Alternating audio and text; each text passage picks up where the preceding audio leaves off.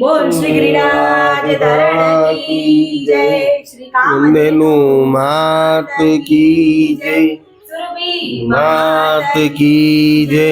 મુદ્રિકા બેટા બહુ સરસ ને સુંદર આપણે અહીંયા ગૌનો પ્રશ્નો પેલી કહી એનો ઉત્તર દીધું છે. બહુ સુંદર ને આત્મસંતુષ્ટિ થઈ, એનાથી આનંદ આવ્યો ને. હવે આખા શ્રીઅંગનો ભાવાર્થ આપણે બતાવ્યો, મગર ગાયનો જો પૂંછ હોય, પાછળને પૂંછ હોય, એનો શું ભાવાર્થ આવે? કેમકે બધાએ કોઈ માથોથી ફેરવે, નજર ઉતરાવે, માતાઓ બધી આપણા બાળકોને લઈ જાય ને પોતે કરે આપણા ઉપર, તો એનો ભાવાર્થ પૂંછમાં કયા દેવ બિરાજે ને પૂંછમાં કયા દેવનું વાસ છે, એ થોડુંક વિસ્તાર સૂક્ષ્મમાં બતાવો.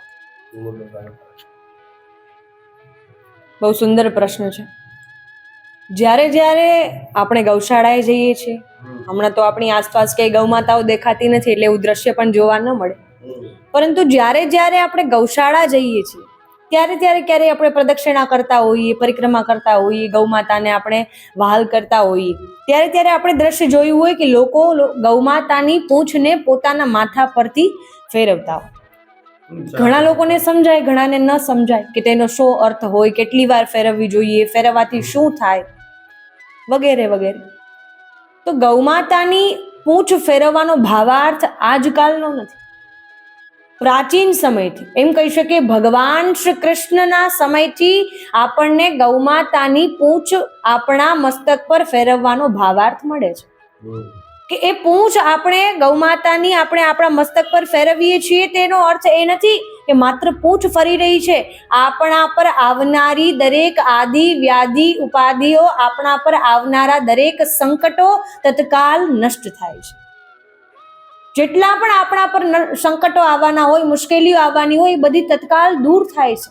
ગૌમાતાની પૂંછમાં એટલી શક્તિ છે. જ્યારે ભગવાન શ્રી કૃષ્ણની અનેક કથાઓમાં આપણે શ્રવણ કરીએ છીએ કે જ્યારે પૂતના રાક્ષસીનું વધ કરવા માટે પ્રભુ જ્યારે નાના હતા અને રાક્ષસીનું વધ કર્યું ત્યારે તેની આસપાસ ડોલતા હતા. મૈયા યશોદા બહુ વિચારમાં પડી ગયા, અરે મારો લાલો ક્યાં ગયો? અરે એને શોધતા શોધતા ગલીઓમાં, ગોકુલની ગલીઓમાં ત્યાં નીકળી ગયા, મારો લાલો ક્યાં ગયો?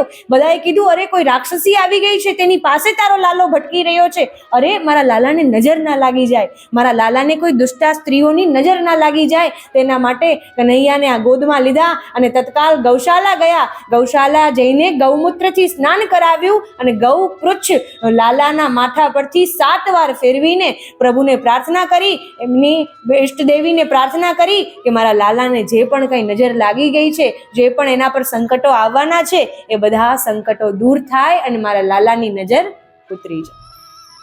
જે બહુ સુંદર ભાવાર્થ આપણને પ્રગટ કર્યો છે કે ગૌમાતાની પૂંછ જ્યારે જ્યારે માતા પોતાના બાળક પર ફેરવે છે, પોતાના પર ફેરવે છે, કોઈ પણ મનુષ્ય પર ફેરવાય છે, ત્યારે તેના સંકટો દૂર થાય છે અને તેના પર લાગેલી નજર એ બધી ઉતરી જાય છે. આપણે કહીએ મીઠી નજર પણ લાગી જાય છે, તો એ નજર ઉતરી જાય છે.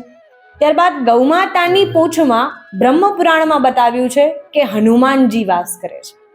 હનુમાનજી સર્વ સંકટ હરતા છે, આપણા દરેક સંકટોને હરી લે છે અને સદૈવ આપણા સંકટોનો નાશ કરે છે, આપણા પાપોનો નાશ કરે છે. તો જેવી શક્તિ હનુમાનજીની પૂંછમાં હતી, તેવી શક્તિ ગૌમાતાની પણ પૂંછમાં છે, કેમ કે સાક્ષાત હનુમાનજી ત્યાં બિરાજમાન છે. હનુમાનજીનો ભાવાર્થ પણ પ્રગટ થાય છે. તો આ પ્રકારે ગૌમાતાની પૂંછ જ્યારે જ્યારે આપણે ગૌશાળા જઈએ, આપણા પર નજર ઉતારવા માટે, આપણા બાળક પર નજર ઉતારવા માટે 7 વાર ફેરવવી જોઈએ, જેનાથી આપણો આ 84નો ફેરો છે એ પણ સમાપ્ત થઈ જાય છે અને આપણે વારંવાર આ જન્મ લેવો પડતો નથી અને તત્કાલ આપણને ગોલોક ધામની પ્રાપ્તિ થાય છે.